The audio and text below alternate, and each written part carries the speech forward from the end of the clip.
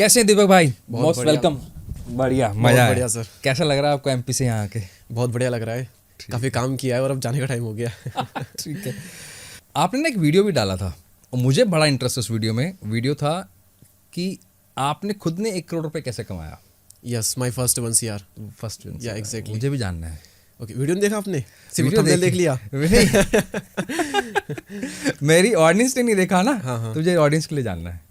ठीक है, मैं स्टेप बाय स्टेप बता देता हूँ कि मैंने कैसे किया। उसके बाद लोगों को भी हम 1 करोड़ में दे देंगे कि वो कैसे कर सकते हैं। वाह। तो जर्नी जब मैं स्टार्ट हुई थी तो ऐसा कोई प्लान नहीं था मेरा, ना कोई गोल था, ना एक क्वेश्चन था कि मेरा फर्स्ट 1 CR कैसे बनेगा। ऐसा मेरा कुछ नहीं था। ये बन गया, ये अलग बात है, लेकिन बाय पर्पस बाय चॉइस मेरा ऐसा नहीं बना। ये बन गया, बस इस तरह से मेरा था। मैंने अपनी यूट्यूब जर्नी स्टार्ट की थी और पहले 1 साल में करीब बहुत मेहनत करने के बाद में अर्निंग ही मेरी 9वें-10वें महीने में स्टार्ट हुई थी। तो वहाँ पर मेरा 50-60 हज़ार मैंने पहले 1 साल में अर्न किए थे यूट्यूब से, जो कि एडसेंस से थे और कुछ स्पॉन्सरशिप से थे। ओके। लेकिन कंपाउंडिंग इफेक्ट अप्लाई होता है, लेवरेज मिलता है हमारी चीज़ों को। तो अगले साल करीब 20-25 लाख के आसपास अराउंड कुछ ओवरऑल हमने यूट्यूब से किया था। 50,000 से सीधा 20-25 लाख। यस, इसे कहते हैं कंपाउंडिंग। ओके। हाँ, लॉन्ग टर्म में जो इफेक्ट दिखता है आपको। वाह। उसके बाद फिर अगले साल हमने 30 लाख के राउंड कुछ किया था, फिर इसी के राउंड कुछ किया था। और ओवरऑल अगर देखेंगे तो 3 साल मुझे लगे थे और 3 साल की जर्नी में 1 CR मेरा हो चुका था। 3 साल में, अभी मुझे 6 साल हो चुके हैं, तो 3-3.5 साल तक वो मेरा 1 CR तब मेरा कंप्लीट हो चुका था वहाँ पर। ओके। हाँ, तो मेरा यूट्यूब के थ्रू हुआ है। उसमें यूट्यूब एडसेंस का हाथ है, उसमें यूट्यूब स्पॉन्सरशिप का काफ़ी हाथ है। तो ये 2 मेन सोर्सेज थे। उसके बाद ही मेरे कोर्सेज आए। तो कोर्सेज का हम उसमें इंक्लूड नहीं करेंगे क्योंकि वो मेरा फर्स्ट 1 CR था। सेकंड में तो कोर्सेज वगैरह आ गए थे। मैं वो क्वेश्चन लूंगा। हाँ। मतलब, हाँ।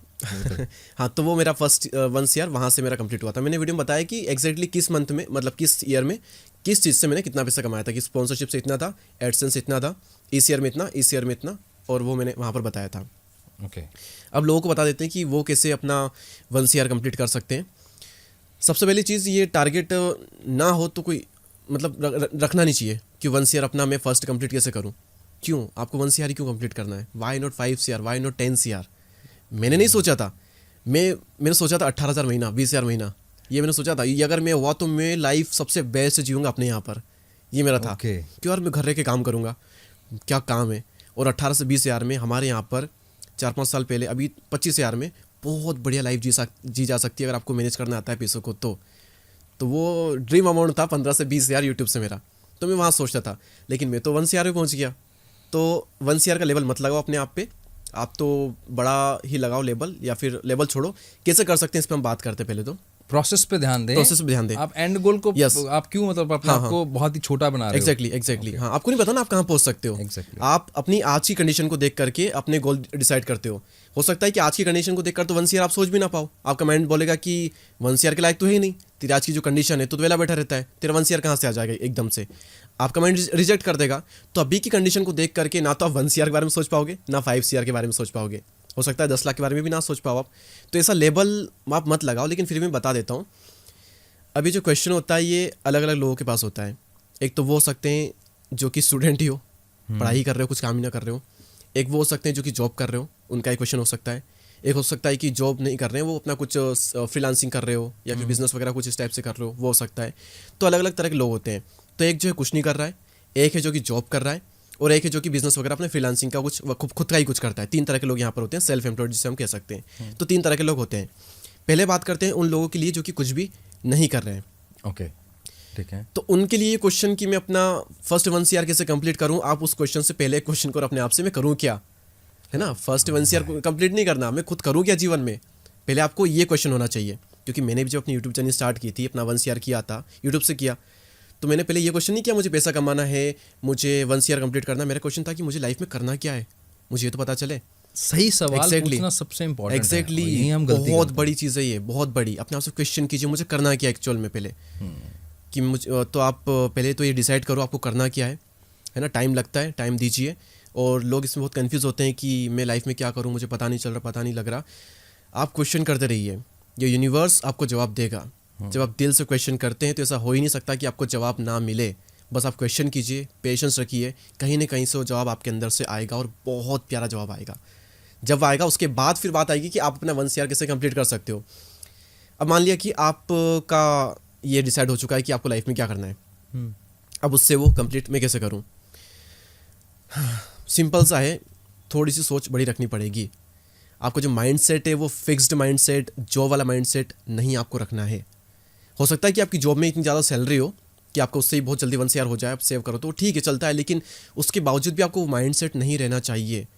वो रहेगा भी तो आप ना, मतलब आपके मान लो कि मंथली इनकम 1 लाख हो चुकी है, लेकिन खर्चे भी अगर वहीं डगमगा रहे तो आप इसे ट्रे में फंसोगे कि चाह करके फिर ना तो जॉब छोड़ पाओगे, ना पैसा बचा पाओगे। 1 CR दूर की बात, 10 लाख भी आपके हिस्से में बचेंगे नहीं मरते वक्त। तो फिक्स माइंडसेट नहीं रहना, और जिस भी फील्ड में आप उतर रहे हो बड़ा सोचो, इतना बड़ा सोचो, इतना बड़ा सोचो कि 1 CR नहीं 10 CR भी चुटकी बजाते आ जाए। लेकिन पहले ये सोचो कि करना क्या है फर्स्ट उसके स्टेप। बाद फर्स्ट स्टेप करना क्या है, उसके बाद फिर उसमें बहुत ऊपर का सोचो। छोटे मोटे गोल मत बनाओ, छोटे मोटे लोगों के साथ ज़्यादा मत रहो, उनके लेवल का मत सोचो, उनसे अपने आप को कंपेयर मत करो। बड़ा सोचोगे किसी फील्ड में आप जाओगे, 1 CR फिर कोई बड़ी चीज़ नहीं है। आप चाहे यूट्यूब में हो, किसी स्पोर्ट्स में हो, किसी भी फील्ड में हो, फिर आप जब मास्टरी हासिल करते हो अपनी फील्ड में तो हो सकता है कि 1 करोड़ आप एक मंथ में भी अर्न कर लो, ये भी हो सकता है। ओके, तो सबसे पहले तो डिसाइड करो आपको करना क्या है। उसके बाद में जस्ट सिंपल सी चीज़ें, आप अपना गोल छोटा मत रखो, उस फील्ड में थोड़ा आगे जाने का सोचो, एवरेज बनने की मत रखो। एवरेज से एलर्जी होनी चाहिए आपको कि मैं एवरेज नहीं रहना, एवरेज में वो इज्जत नहीं मिलती, वो पैसा नहीं मिलता, वो सेटिस्फेक्शन नहीं होना चाहिए। एवरेज से थोड़ा ऊपर होना चाहिए, तो इजीली कमा जाओगे, इतनी बड़ी चीज़ नहीं होती है। सेकंड, उन लोगों के लिए जो कि जॉब करते हैं, ऑलरेडी कर रहे हैं, जॉब के साथ साथ मान लो जॉब में आपकी अच्छी सैलरी है और आपको सिर्फ जॉब ही करना है, तो जॉब में ये है कि आपको बस सिंपल सा है, पैसा बचाना पड़ेगा। सिंपल सा है, पैसा बचाओ और उसको अच्छी जगह अच्छे से इन्वेस्ट करो। सिंपल सा फंडा है, जितना ज़्यादा बचा पाओगे उतना ज़्यादा इन्वेस्ट कर पाओगे, जितना ज़्यादा आप इन्वेस्ट कर पाओगे उतना जल्दी आप अपने पैसों को बड़ा अमाउंट आप गेन कर पाओगे। इन्वेस्टमेंट का जो आपका कॉर्पस है पूरा सिंपल है। यहाँ पर अब यहाँ पर जॉब कर रहे हो, कम सैलरी है, बचा नहीं पा रहे हो तो नहीं होगा। सिंपल है, आपको ऐसी जॉब के कैपेबल बनना पड़ेगा जिसमें आपकी सैलरी ज़्यादा हो, वहाँ से आप ज़्यादा पैसा निकाल पाओ। ओके, हाँ, तो ऐसा नहीं होगा कि आप 20,000 मंथली आपकी सैलरी है और उससे आप 1 करोड़ का सोच रहे हो। आप कर भी लोगे लेकिन आपको बहुत टाइम लग जाएगा। आप उससे 5,000 बचा रहे हो, उसकी SIP कर रहे हो, उसको इन्वेस्ट कर रहे हो, तो उससे बहुत लंबा टाइम चला जाएगा। जब तक आप 1 CR बनाओगे उसकी वैल्यू 30 लाख 40 लाख रह जाएगी। मैं इसको सिंप्लीफाई करते हैं अपने थोड़ा सा। जैसे हमारे साथ जो हमारे जो कैमरामैन हैं धनंजय, वो अभी 20-22 साल के हैं। हाँ, और सपोज मान के चलते हैं उनकी सैलरी मान लो 15,000 रुपये है, और वो ऐसा क्या करे कि वो 50,000 रुपये पहुंच जाए। अगर वो जो काम कर रहे हैं सेम काम अगर कोई और करने वाला मिल जाएगा उन्हें, तो फिर वो आपकी सैलरी इतनी नहीं बढ़ा पाएंगे। तो या तो आप खुद को इतना केपेबल बनाओ कि जो काम आप कर रहे हो जिस भी फील्ड में, उस काम में आपको कोई रिप्लेस ना कर पाए उस जगह पे, तो फिर सामने वाला आपको हटाएगा नहीं और आपको मुंह मांगा पैसा मिल जाएगा। लेकिन अगर आप रिप्लेसेबल हो तो फिर आपको कोई क्यों 15,000 से डायरेक्टली 50,000 पे इंक्रीमेंट कर देगा, बहुत मुश्किल है।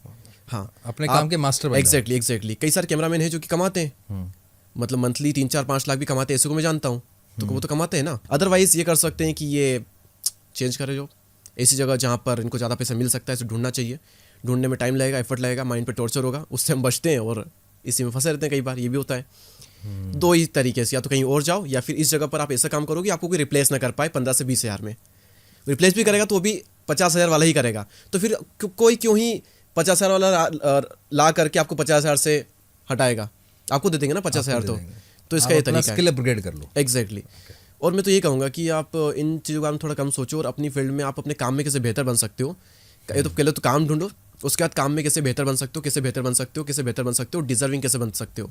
डिजर्विंग बनते जाओ, फिर आप एक मैग्नेट बनते हो, तो पैसा फिर आता है आपके पास में। आपको फोकस नहीं करना पड़ता कि कहाँ कितना कमाओ, कैसे 1 CR पहुँचो, ऐसा फोकस नहीं करना पड़ता। वाह, यस।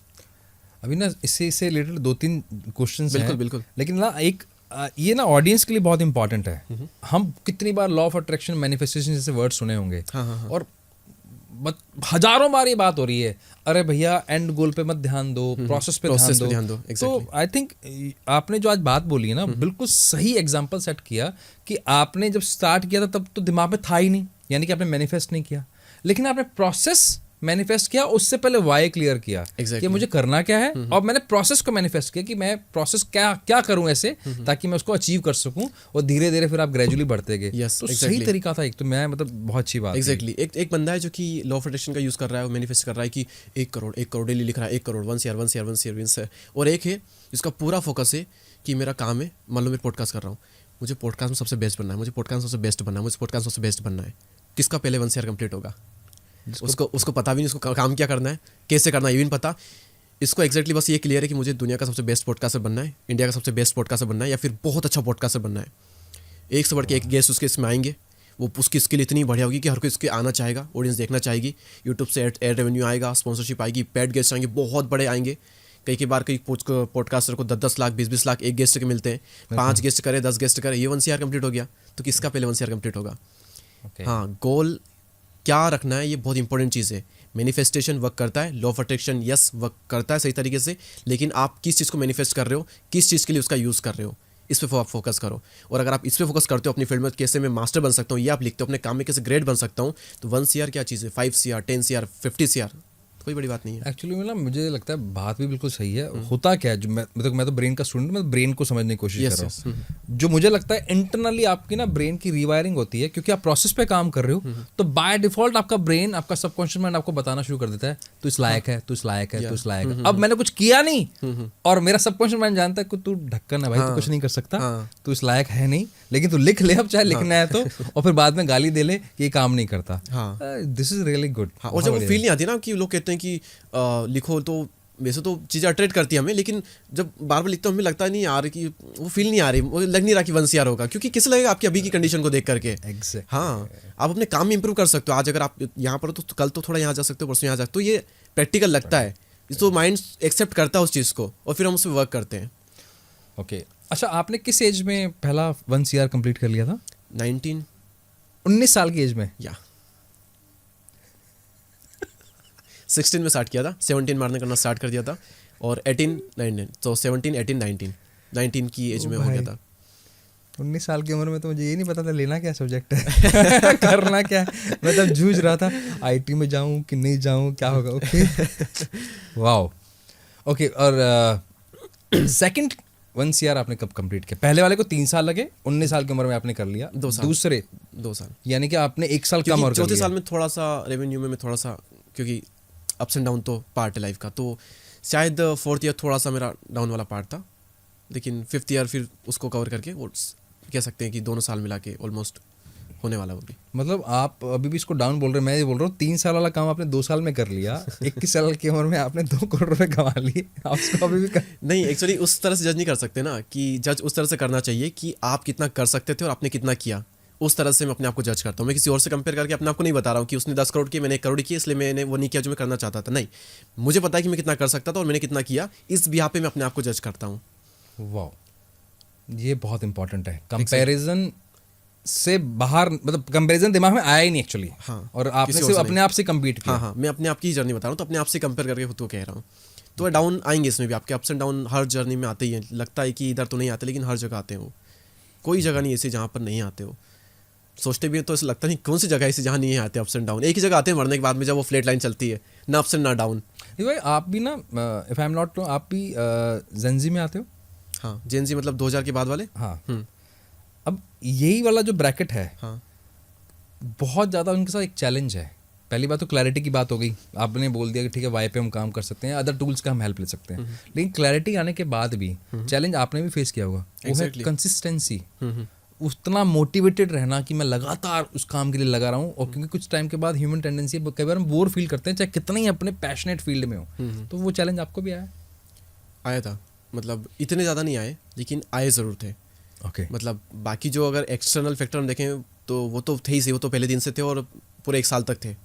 लेकिन जो इंटरनल फैक्टर है वो कितने आएंगे कितने नहीं आएंगे, वो डिपेंड करते हैं कि आपके डिज़ायर की जो इंटेंसिटी वो कितनी थी जब आपने अपने गोल को चूज़ किया था।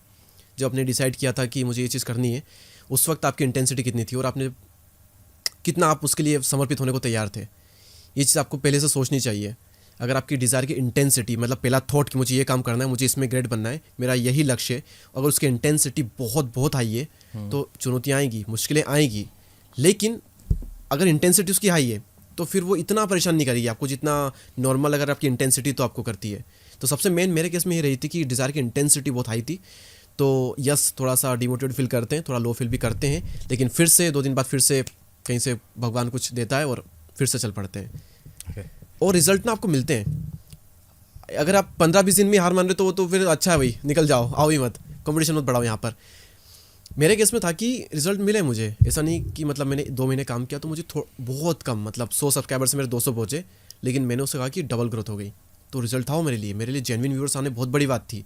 अगले महीने 200 से 300 सब्सक्राइबर हो गए, 250 हो गए, तो वो मेरे ग्रोथ थी। मेरे व्यूज़ जहाँ पर 20-30 आ रहे थे, वहाँ पर से वो भी मैं देखता था, वहाँ से लेकर के तो 300-400 व्यूज़ आ रहे हैं मेरे वीडियोस पर, जो कि जेन्युइनली आ रहे हैं यूट्यूब से, तो मेरे लिए मोटिवेशन का काम था, क्योंकि ग्रोथ थी वहाँ पर। तो मोटिवेशन, हल्के हल्के रिजल्ट से मोटिवेशन मिलता रहा कहीं ना कहीं पर, तो उसने हेल्प की। और अगर इंटेंसिटी नहीं है तो आपको पता चल जाएगी, अब डिमोटिवेट फील करोगे, अजीब से क्वेश्चन करोगे कि मेरा मन नहीं लगता, मैं कंसिस्टेंट कैसे रहूँ। ये फिर क्वेश्चन इसलिए आते हैं क्योंकि आपकी डिज़ायर की इंटेंसिटी बहुत कम थी, आप लालच में होकर के आए थे। तो आप सही, अगर आपने सही चीज़ चूज़ की है तो ये चीज़ें इतनी मैटर नहीं करती, इतनी आड़ में नहीं आती आपके। Agreed Yeah. तो अच्छा, तब आप कंटेंट भी खुद लिखते थे, उसकी एडिटिंग भी खुद करते थे? क्योंकि 16 साल की उम्र में मुझे नहीं लगता घर वालों ने कोई सपोर्ट करोगे, चल जा एडिटर हायर कर ले। नहीं, सपोर्ट की बात कर रहा हूँ। मेरे पास में फ़ोन में डाटा डालने के पैसे नहीं होते थे, फ़ोन मेरा खुद का नहीं था। मैं अपने फ्रेंड के यहाँ पर जाता था, उसका हॉटस्पॉट ऑन करके अपना वाईफाई लेता था और उससे मैं वीडियो अपलोड करता था। आज ये कोर्स कर लिया, हाँ। ट्रेंड में देखकर, फिर मैंने कल ये कोर्स कर लिया, तीसरा कोर्स फिर वो कर लिया, तो ये नहीं, आप कोर्स करो, अगर आपको एक्सप्लोर भी करनी चीज़ें नहीं पता है तो बुराई नहीं मेरे हिसाब से इसमें। अगर आप कोर्स भी कर रहे हो, दूसरा भी कर रहे हो, कोई दिक्कत नहीं है। लेकिन आप एक चीज़ कर रहे हो तो फिर क्वेश्चन करो ना अपने आप से कि क्या इसमें मैं लॉन्ग टर्म में जा सकता हूँ, नहीं जा सकता हूँ। अगर हाँ इसकी, तो उसमें जाओ, फिर बाकी जगह दिमाग मत भटकाओ। 1 thought 1 work and 1 person. 1 thought 1 word 1 work 1 work and 1 person. 1 person. एक विचार, एक काम और एक इंसान लाइफ में होना चाहिए, और सिर्फ पूरा फोकस उस पर। बाकी फिर इंसान अगर एक आ गया आपकी लाइफ में, दूसरे फोकस आप मत करो। एक काम है तो उस काम में पहले इतनी मास्टरी हासिल कर लो कि आप बहुत अपने से कर लिया, उसके बाद कहीं और जाओ, लेकिन पहले उस एक काम में तो माहिर बनो, उसमें तो कुछ करो अच्छे से। और थॉट भी एक लो, वो एक थॉट आपका एक काम बनेगा, और फिर आपकी लाइफ में कोई एक इंसान आएगा तो वहीं फोकस करो। ओके। और जैसे मैं पर्टिकुलर खुद भी मानता हूँ, लेकिन सामने मेरे बैठे हैं जैन जी, तो मुझे लगता है उन्हीं से पूछ लेना चाहिए। व्हाट डू यू फील जब आप एक फील्ड को पिक कर लेते हो और आप सही ट्रैक पे होते हो और पैसा कमाना शुरू कर देते हो, जो कि सबसे ज़्यादा इम्पॉर्टेंट है, तो आपका डिस्ट्रैक्शन भी कम हो जाता है? डिस्ट्रैक्शन का मेरा मतलब बहुत सिंपल है कि आप बाकी चीज़ों से बचते हो, चाहे पॉर्न हो, चाहे वो एक मतलब अपोजिट सेक्स अट्रैक्शन हो, तो फ़र्क पड़ता है उससे? ये हट जाता पूरी तरह से, ये नहीं होता है। बस आपका जो, मान लो कि आपका 100% फोकस है, अब आपको पता ही नहीं आपको लाइफ में क्या करना, आपको कोई काम नहीं है, तो ये 100% फोकस से ये भटकेगा। लेकिन अब हमारी लाइफ में एक काम आ चुका है, एक पर्पस आ चुका है, एक लक्ष्य हमने अपने आप को दे दिया है, तो जो फोकस है, जितना बड़ा हमारा लक्ष्य होता है, जितनी इंटेंसिटी होती है, उतना ज़्यादा फोकस हमारा वहाँ पर जाता है, हमारे काम में, बाकी चीज़ों में। अगर मान लो 90% फोकस हमारा काम में जा रहा है, तो 90% जो हमारा फोकस है वो ध्यान हमारा नहीं भटकता। 10% बहुत छोटा मोटा कहीं हल्का फुल्का चला जाता है, तो वो इतना इंपैक्ट नहीं आपकी लाइफ में नहीं डालता। लेकिन हाँ, डिस्ट्रैक्ट होते हैं, और कई लोग तो डिस्ट्रैक्शन में बर्बाद भी हो जाते हैं। तो हाँ, डिस्ट्रैक्ट तो होते तो हैं। या अच्छा, एक आपका वीडियो भी देखा था मैंने, मुझे उस वीडियो को, मैं चाहता हूँ कि मेरी ऑडियंस को भी आप वो टेक्निक सिखाएं। 1 डे डिसअपीयर मेथड आपने एक बड़ा अच्छा, एग्जैक्टली, क्या है वो एग्जैक्टली? हाँ, नहीं, इससे पहले क्या हुआ था, मैंने 2 साल पहले एक वीडियो बनाया था कि आप 1 साल के लिए गायब हो जाओ। अच्छा, 2 साल पहले वीडियो बनाया था, 1 साल के लिए और गायब हो इंडिया जाओ। में उस तरह वीडियो बहुत कम बनते थे पहले। उसके बाद मैंने देखा कई सारे सेल्फ हेल्प चैनल ने बनाए कि 6 महीने के लिए गायब हो जाओ, 1 साल के लिए, बहुत बनाए। फिर हर कोई वो वीडियो वायरल हो गया था मेरा। तो उसके बाद फिर कई लोगों ने इस तरह के वीडियोस बनाए कि आप 1 साल के लिए गायब हो जाओ, 6 साल के लिए गायब हो, 6 महीने के लिए गायब हो जाओ, 3 महीने के लिए गायब हो जाओ, और मंक मोड फॉलो करो, जो कि एक योगी करते हैं उस तरह से। तो वो मैंने बनाया था। उसके बाद फिर 6 महीने के लिए कई बनाते, 3 महीने के लिए बनाते कई लोग। मैंने बनाया, इसको फॉलो कोई नहीं कर पाता, क्योंकि 12 मंथ्स 6 मंथ्स बहुत लंबा टाइम लगता है लोगों को। बहुत कम, 1% भी शायद कोई होंगे जो कि फॉलो कर पाएगा इसको, बहुत कम लोग करते हैं। लेकिन अगर मैं लोगों से सिर्फ अपना 1 दिन मांगूँ तो वो मुझे देख सकते हैं लोग। एग्जैक्टली, हाँ, तो मैंने सोचा 1 दिन के ऊपर बनाते हैं। 1 दिन के लिए आपको गायब होना है सिर्फ। उस 1 दिन में मैंने पूरा दिन 24 घंटे नहीं मांगे थे उनसे। आप अच्छे से सो, कोई दिक्कत नहीं, आपकी नींद आप पूरी लो। आप उस दिन में भी सिर्फ 5 घंटे ऐसे लो जहाँ पर कुछ भी काम आप नहीं कर रहे हो, ना फ़ोन चला रहे हो, ना उसमें रील वगैरह देख रहे हो, ना कोई आपका दोस्त से आप मिल रहे हो, ना कि बाहर जा रहे हो, कुछ भी नहीं। आपका जो मेन काम है आप उस पर फोकस दो। मैं कहते हैं ना लोग कि 18 घंटे काम, 15 घंटे, मैंने भी कई बार कहे वैसे तो 10 घंटे काम नहीं, आप सिर्फ 4 से 5 घंटे भी बहुत हाई इंटेंसिटी वाले फोकस के साथ में अपने काम को दे देते हो, 4 से 5 घंटे डेली के, आप उस काम में 90% लोगों से आगे निकल जाओगे बहुत ही जल्द। आप सिर्फ 1 दिन दे करके देखो, आपको रिजल्ट मिलता है तो आप अगले दिन अप्लाई करना, नहीं मिलता तो मत करना। मैंने सिर्फ आपका 1 दिन मांगा और 1 दिन के लिए मैंने बताया ये चीज़ आप कर लो। ओके। और अगर आप सुबह ये चीज़ कर पाओ तो बल्ले बल्ले। और होता क्या है, जब हम दिन स्टार्ट करते हैं और स्टार्ट करने के बाद में अगर हम 3 से 4 घंटे हमारे काम में बहुत अच्छे से दे देते हैं तो हम पूरे दिन के लिए फ्री हो जाते हैं। अदरवाइज होता क्या है कि हमारे माइंड में हम काम नहीं करते, जैसे जेफ बेजोस ने कहा है कि काम करने से स्ट्रेस नहीं आता, काम ना करने से स्ट्रेस आता है उन चीज़ों पर जिन पर हम काम कर सकते हैं। हाँ बिल्कुल हाँ, सही। हाँ हमको लगता है कि हम उस चीज़ पर काम कर सकते हैं, और हम जब काम नहीं कर रहे होते ना तो उसका स्ट्रेस आता है कि आज तो कुछ काम ही नहीं किया, आज को ढंग का प्रोडक्ट ही नहीं हुआ। काम करने की भावना जगाने का एकमात्र तरीका है काम करके भावना जगाओ। जैसे पढ़ने मन नहीं लग रहा, आप बस बैठ जाओ और बहुत ही सिंपल सी चीज़ उठाओ, बहुत सिंपल सी, मतलब आपको लगे कि ये क्या फुद्दूस चीज़ है, उसको करो। आप करोगे उसके बाद में आपकी फीलिंग जग जाएगी पढ़ने के लिए। मन नहीं लग रहा, बस बैठ जाओ, बस बैठ जाओ। जिम जाने का मन नहीं कर रहा, बस जिम चले जाओ। माइंड में सोच लो कि मैं जिम करूंगा ही नहीं, कोई दिक्कत नहीं, बस आप जिम चले जाओ किसी भी करके, एक धक्का दे दो अपने आप को। उसके बाद तुम आप 2 घंटे जिम करके आओगे। उसका ऑल्टरनेट मत ढूंढो।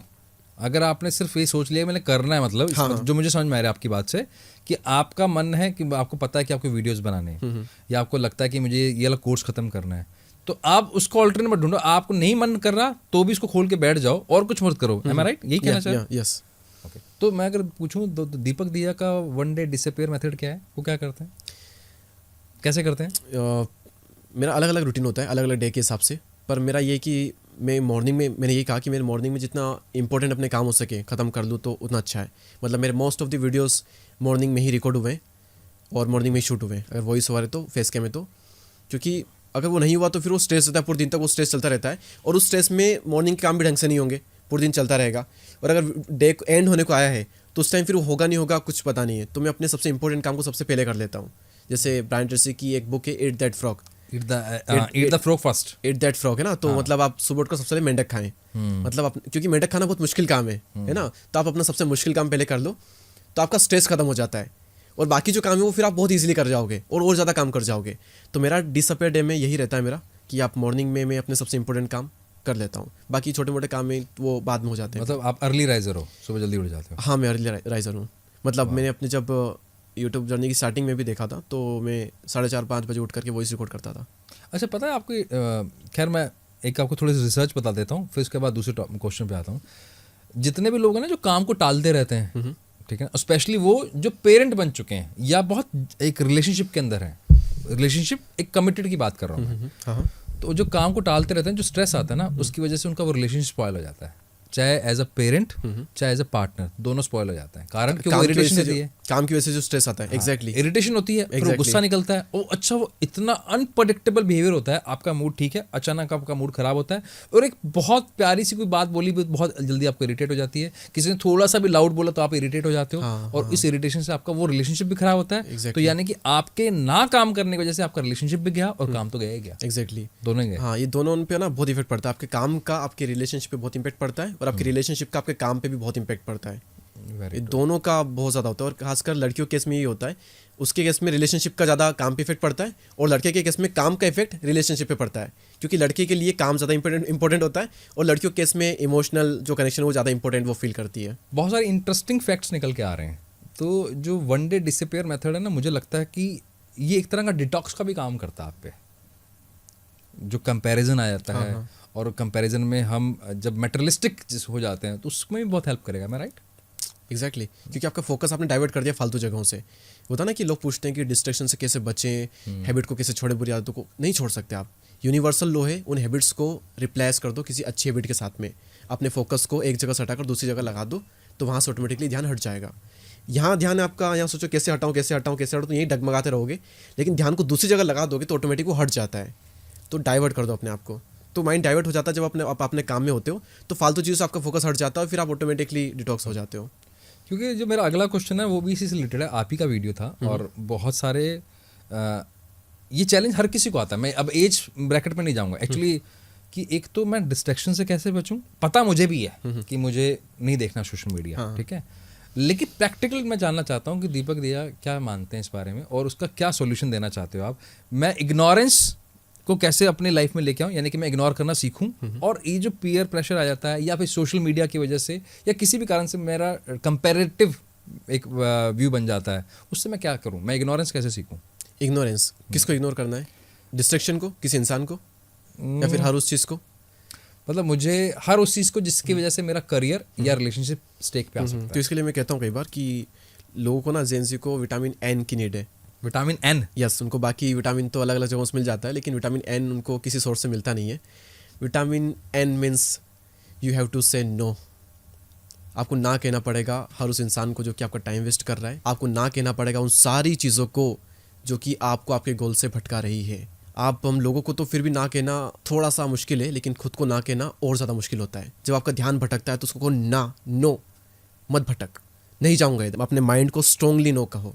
ये विटामिन एन की कमी है लोगों के अंदर, और सबसे ज़्यादा कमी है, और उसकी वजह से फिर उन्हें असफलता की बीमारी हो जाती है। मुझे ना मतलब आपसे जब बात करते हो ना, मैंने हर्षक सिन्हा, अगर आप जानते यस हो, यस, या आई नो, तो उनके साथ पॉडकास्ट किया था, एंड वो भी 21 की एज में मल्टी मिलियनेयर है ना। तो जब उन्होंने अपनी स्टोरी, मैंने उनसे भी ये सवाल पूछा था, तो एग्जैक्टली वही था। मतलब मुझे लगता है कि अगर जेंजी, जितना बड़ा लेबल लगाया गया जेंजी पे ना, वो ऐसे हैं ऐसे, मुझे लगता है वैसा कुछ नहीं। लेबल पहली बात तो हटा दो, हाँ। दूसरी बात लेबल की जरूरत नहीं है। मतलब पहली बात तो लेबल को हटा देना चाहिए। दूसरा, अगर आप लोग को क्लैरिटी है कि ये करना है, तो यार आप लोगों से ज़्यादा स्पीड किसी की नहीं है। और ये रियलिस्टिक एग्जाम्पल है कि हर उस पेरेंट के लिए भी और हर उस यूथ के लिए भी जो ये वीडियो देख रहा है। इजीली होता है ना कि नेगेटिविटी बहुत जल्दी से स्प्रेड होती है, और जो पॉजिटिविटी होती है, जो ग्रेटनेस होती है, वो शांत होती है, और वो चीज़ फैलती नहीं है, वो लोग पता नहीं होती, लेकिन वो शांत होती है। होता ना कि गहरा जल हमेशा शांत होता है, और जो गहरा जल नहीं होता वो कल कल कल कल आवाज़ करता रहता है।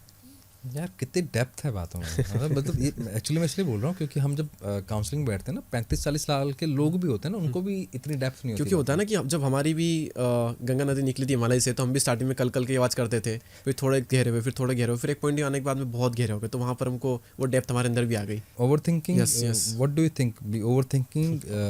Over thinking is not a problem, negative thinking is a problem. That's the point. मैं यही सुनना चाह रहा था, क्योंकि मैं खुद मानता हूँ over thinking is a blessings. हाँ, thoughts, if you are having thoughts, you are blessed. Exactly. ज़्यादा थॉट्स, ज़्यादा आइडियाज़, ज़्यादा अच्छे काम। तो इस नेगेटिव को पॉजिटिव में कैसे कन्वर्ट करते हो? क्या करना चाहिए? अब कितने तरीके बता लो, ऐसा हो ही नहीं सकता कि आपके साथ में पॉजिटिव चीज़ें हो, नेगेटिव ना हो, और ऐसा भी नहीं हो सकता कि नेगेटिव चीज़ आपके साथ में हुई और आप नेगेटिव फील ना करो। अगर नहीं कर रहे हो तो डॉक्टर को दिखाओ, आपके अंदर फीलिंग्स ही नहीं है भाई साहब। तो ये सब जर्नी का पार्ट होती है। आप मतलब मौसम है, हम ये नहीं कह सकते कि बारिश को अवॉइड कैसे करें। बारिश आएगी, आप छाता खोल लो, थोड़ा सा आपको 3-4 महीने देखने पड़ेंगे बारिश के। ठंड भी आएगी, आपको ठंड में भी स्वेटर पहननी पड़ेगी, थोड़ा ठंड को सहना पड़ेगा। गर्मी आएगी, तो ये सब जर्नी का पार्ट होती है। आपको थोड़ा स्ट्रेस हो रहा है, एंजाइटी होती है, डिप्रेशन के पार्ट आते हैं, सेटबैक्स आते हैं, बहुत बड़े बड़े सेटबैक आते हैं, पेनफुल मोमेंट्स आते हैं। इसके अलावा नेगेटिविटी आती है, ओवर थिंकिंग होती है, सब जर्नी का पार्ट्स होती है। इसके जस्ट अपोजिट आप एक्साइटेड भी होंगे अपनी जर्नी में, आप बहुत पैसा भी कमाते हो, आप सक्सेसफुल भी होते हो, आप रेस्पेक्ट भी गेन करते हो, आप बहुत ज़्यादा खुश भी होते हो, आप एक टाइम बाद बहुत गहरे हो जाते हो, तो आप शांत भी होते हो। तो वो चीज़ें भी आपके साथ में होगी, लेकिन वो पाने के लिए इनसे गुजरना ही पड़ेगा। बहुत ज़्यादा प्रेशर भी ना डालो अपने आप पे कि नहीं मुझे तो ओवर थिंकिंग करनी नहीं चाहिए, नेगेटिव जस्ट आप फ्लो में भेज जाओ ना। नेगेटिव आ रहा है ठीक है, वो नेगेटिव से भी कुछ ना कुछ निकलता है। इनफैक्ट ज़्यादातर अच्छी चीज़ें नेगेटिव में ही निकलती है। पॉजिटिव मतलब कहा जाता है ना कि इंसान का अच्छा टाइम है, तो यहीं पर उसे डरने की ज़रूरत है। इसके बाद ही बुरा टाइम आएगा। बुरा टाइम है तो आपको तो यहाँ ज़्यादा डरने की जरूरत नहीं है। अब इससे बुरा क्या होगा, ठीक है बुरा तो हो गया ना, अब तो अच्छे टाइम आने वाला है। तो बस बने रहो उस टाइम में, और कुछ नहीं करना, ज़्यादा प्रेशर नहीं डालना अपने आप पे, ज़्यादा सवाल नहीं करने की कैसे ख़त्म करो वगैरह, सब टाइम साथ में हो जाएगा। आप बस जर्नी में हो, काम पे फोकस करो। सब ऐसा इंसान कौन है जो आपने देखा अपनी लाइफ में कि वो हमेशा गुस्से में रहा हो, कभी खुशी ना हो, कभी हंसाई ना हो? कोई नहीं होता। ऐसा कौन इंसान है जो कि आपने देखा हमेशा हंसाई हो, वो लाइफ में कभी गुस्सा ना हो, वो कभी दुख में ना रहा हो? दिखता भले हो सामने, लेकिन वो रहा होगा अंदर कहीं ना कहीं। तो हर इंसान की जर्नी में पार्ट्स आते हैं, और ये थोड़ा सहना पड़ेगा और सह लेना चाहिए। अगर आप नेगेटिव थिंकिंग आ रही है, आपने कोई तरीका बता दिया, उससे तुरंत सॉल्व भी हो गई, तो मेरे हिसाब से वो गलत किया हमने उसके साथ में। उसने दुख देखे ही नहीं, उसने नेगेटिव थिंकिंग देखी ही नहीं, उसने डिप्रेशन देखे ही नहीं। तो ये चीज़ मेरे हिसाब से हो तो आप ब्लेसिंग्स मानो इन्हें भी, नेगेटिव थिंकिंग को भी। ओवर थिंकिंग आपने कहा ब्लेसिंग है, नेगेटिव थिंकिंग भी ब्लेसिंग है। नेगेटिविटी में कई बार इसी चीज़ हम सीखते हैं, जो मान लो कि नेगेटिव हमारा बुरा टाइम चल रहा है, क्यों चल रहा है? क्योंकि अच्छे टाइम में हमने कुछ वो कर्म करें जिससे हमारा बुरा टाइम आया। तो अब यहाँ पर हम वो चीज़ सीखते हैं जिससे कि हमारा फिर से अच्छा टाइम आएगा, तो अब हम फिर से वो चीज़ें करके नीचे नहीं आएंगे। अब हम वो चीज़ें नहीं करेंगे तो अब हमारा शायद बुरा टाइम फिर से इतना ना आए जितना पहले आया था। तो ये चीज़ सीखने को मिलती है।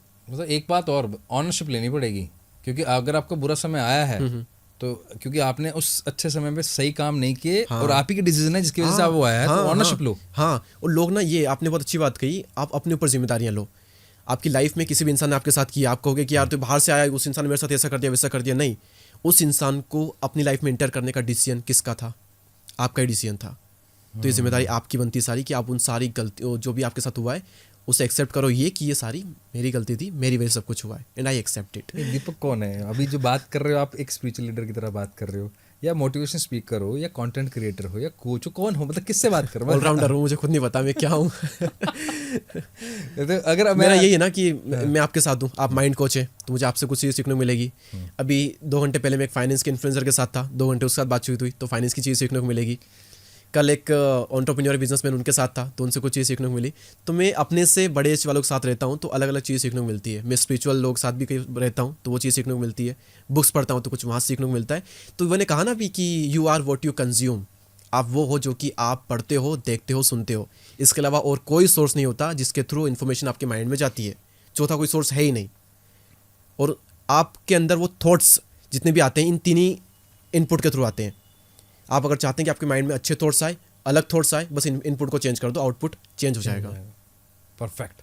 मतलब आज अगर मैं सक्सेसफुल हूँ तो मेरी वजह से हूँ, Exactly. और मेरे को सपोर्ट सिस्टम मिला। हाँ, और अगर मैं Unsuccessful अनसक्सेसफुल फेलियर डेफिनेटली आपकी ही गलती पूरी, कहीं ना कहीं आपको पता नहीं है, बस जब पता लगेगा तब आपको रियलाइज हो जाएगा। और जितनी जल्दी रियलाइज कर लो उतना बेटर उतनी है। बेटर है। हाँ, जितना जल्दी एक्सेप्ट कर लो उतना बेटर है। अच्छा, आप खुद एक मोटिवेशन स्पीकर भी हो, सेल्फ हेल्प पे काम भी करते हो। अब आपका क्या इस पे एक थॉट है भी, एक इतना बड़ा मोटिवेशन स्पीकर आज वो खुद बोल रहा है कि मैं डिप्रेशन से निकल रहा हूँ या डिप्रेशन में हूँ या इस तरह के चैलेंज। संदीप सर की बात करें। उनके केस में वो डिप्रेशन का कारण मेंटली नहीं है, मेंटल रीज़न नहीं है उनके पीछे, उनका फिजिकल रीज़न है। उन्होंने अपने कम्युनिटी में बताया हुआ भी है वो चीज़ कि वो कोविड से पहले फिजिकली बहुत एक्टिव थे, लेकिन सडनली कोविड आया, फिर वो घर पर ही, तो इतना एक्टिविटी उन्होंने एकदम से छोड़ दी थी, तो उसका कहीं ना कहीं इम्पैक्ट पड़ गया उनकी मेंटल कंडीशन पर।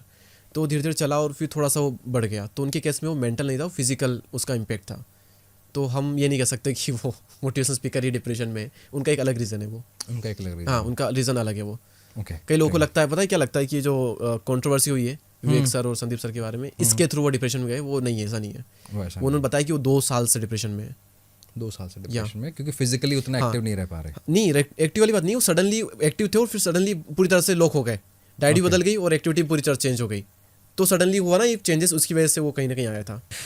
कल हम, जैसे मैं आपको एग्जांपल बताता हूँ, कल आप और हम जब बैठे थे, वहाँ पे एक और इन्फ्लुएंसर भी बैठे थे। कितनी इंटरेस्टिंग बात बोली, किसी एस्ट्रोलॉजर के साथ उनका जो पॉडकास्ट था, उन्होंने एस्ट्रोलॉजर ने कुछ बोल दिया उनको, कमेंट कर दिया, बेचारे की लाइफ में सब सही चल रहा था, अचानक उनके बोलने की तरफ से, क्योंकि उन्होंने अपनी रोटियां सेकनी थी, अपना पैसा छापना था, और बेचारे की लाइफ में 1 महीने तक पूरा डामाडोल होगी इसकी लाइफ। एग्जैक्टली। तो हम क्या मुंह से बोल रहे हैं, ये तो जिम्मेदारी बनती है। यही पीके फिल्म में भी बहुत आता है आपको वो सीन, स्टार्टिंग से फिर एंड में कैसे सिंक किया गया था कि उसने बोल दिया कि ये रिलेशनशिप तुम्हारा नहीं चलेगा, और वही माइंड में बैठ गया था, और वो लड़की वहां से उठ करके चली गई थी, अनुष्का शर्मा, पीके फिल्म में। फिर बाद में पता चलता है कि वो तो लड़का आया हुआ था उसके बाद में, और उसे चिट पड़ी और फिर वो भी अलग हो गया।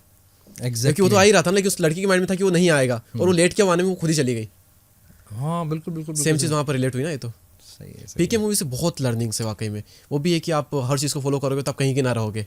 ये चीज़ भी वाकई में बहुत कमाल की थी। आप हर धर्म को फॉलो करोगे, कि कहते हैं ना कि जैन में 6 बजे से पहले खाना खा लो, मुस्लिम में नमाज के बाद रोजा तोड़ो, तो आप करो क्या? जैन फॉलो करके आप इधर भूखे रह गए, मुस्लिम फॉलो करके आप इधर भी भूखे रह गए, है ना?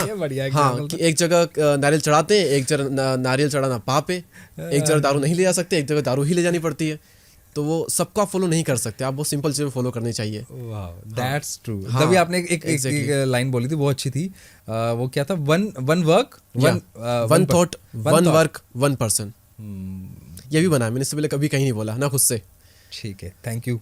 ये ऑडियंस आपके लिए बहुत बढ़िया। How to earn, how to get respect. देखिए, रेस्पेक्ट मिलती है कैरेक्टर को। लोग कहते हैं कि पैसा हो तो सब कुछ मिल जाएगा, ना, बहुत कुछ मिलेगा, सब कुछ नहीं मिलेगा।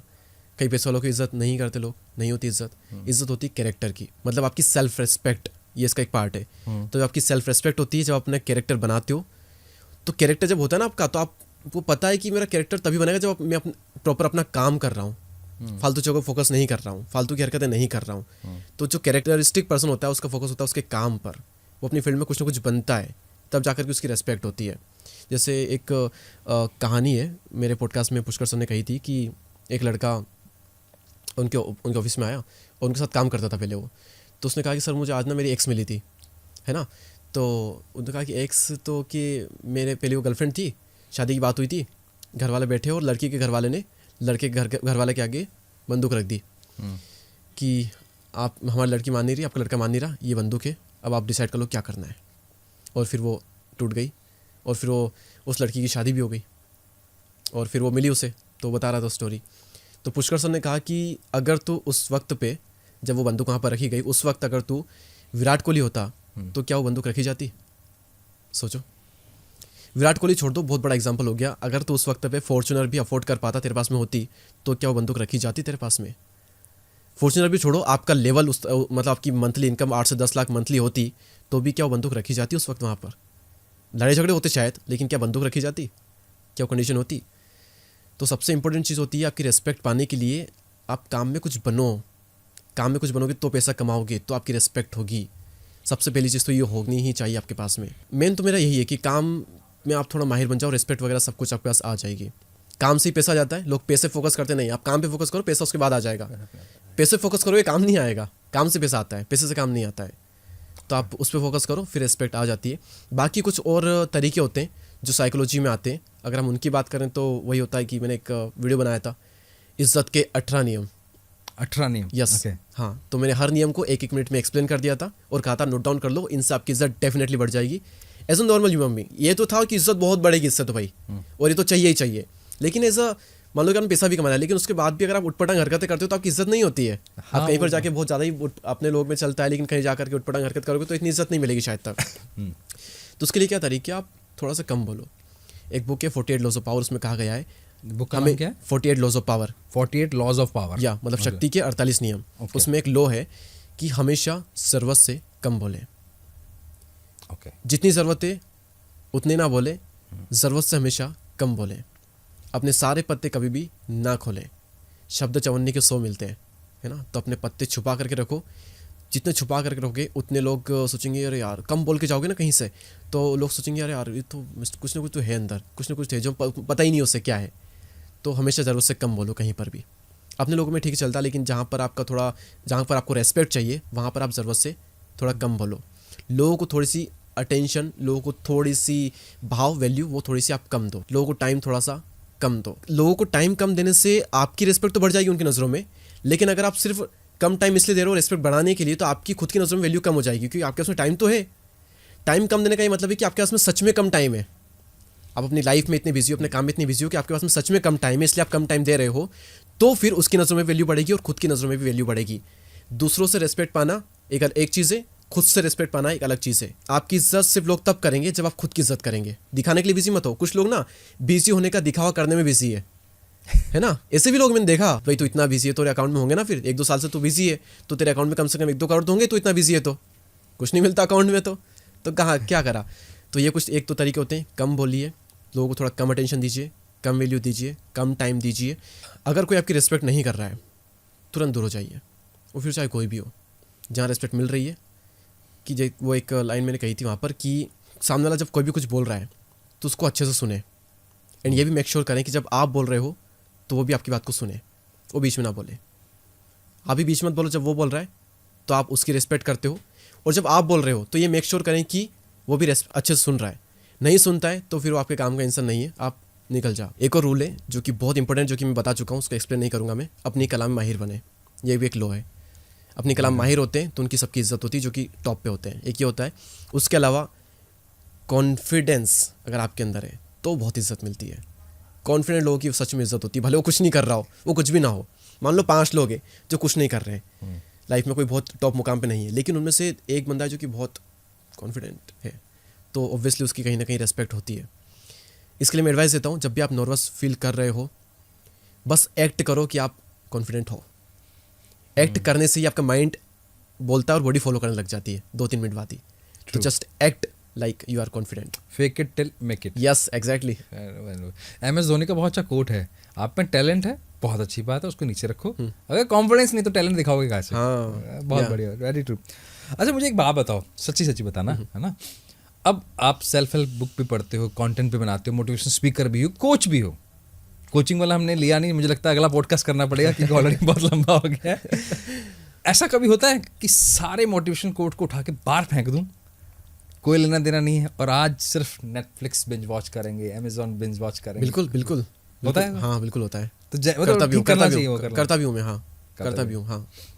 और आज अगर आपको मिलता है मौका, हाँ कि मैं, क्योंकि आपने बहुत सारा कुछ पढ़ लिया है, आपने एक एक्सपीरियंस गेन कर लिया है, और अभी भी आप बहुत यंग एज में हो, और आज आपको मौका मिलता है, वापस जाओ और अपनी एक चीज़ ठीक करो, और ऐसी वो चीज़ जो आज के इस 2025 के लिए बहुत इंपॉर्टेंट है, उस यूथ को फॉलो करना, क्या होगा वो? मुझे लगता है मैंने सब कुछ सही किया, मैंने कुछ गलत नहीं किया। सब एक लाइफ का पार्ट था और ज़रूरी था सब कुछ जो हुआ। तो उनको बदलूंगा तो मैं बहुत सारी चीज़ें जो लर्निंग्स मुझे मिली वो मिस हो जाएगी, वो मैं चाहता नहीं हूँ। और ग्रो करने के लिए जो मुझे करना चाहिए तो मैंने किया। तो मुझे नहीं लगता कि मैंने कुछ ऐसा मिस किया जो कि मुझे जा करके चेंज करना चाहिए। और किसी की भी लाइफ में, भले वो 25 में आ चुका है और 25 में आ भी जाएगा 15 साल से, तो उसके साथ में जो होती चीज़ें वो उसके लिए ज़रूरी होती है सारी चीज़ें। तो let the things flow naturally. आपकी लाइफ में जो होता है बस आप अपने गोल पे फोकस रखो, बाकी साइड बाय चीज़ें होगी उन्हें डिस्टर्ब ना करो। वाह, बहुत ज़्यादा प्रेशर डालते ना। अमित जी सर ने भी मुझे टोक दिया था, मैंने क्वेश्चन किया था कि इनके लिए एडवाइस दीजिए, तो लेकिन क्यों एडवाइस देनी है भाई? ज़माना कब चेंज हो जाए, कब क्या हो जाए, मेरी एडवाइस किसी को काम आए किसी को नहीं आए, क्यों इतना प्रेशर डालना किसी पे भी? जो चीज़ें चल रही है चलने दीजिए आराम से, बस काम पे फोकस करो और उसमें लगे रहो। Very true. और इसी वजह से आपके सारे वीडियोस वायरल जाते हैं, तो इसमें डेप्थ होती है। बहुत मज़ा आया मुझे, बहुत ज़्यादा, बिल्कुल। मतलब खुद को मुझे बहुत लर्निंग मिली। Thank you so much, thank you. आपने यहाँ इतना समय निकाला, और मिलेंगे अपन दोबारा। Thank you so Yeah. Much for, thank you so much for inviting. Wonderful.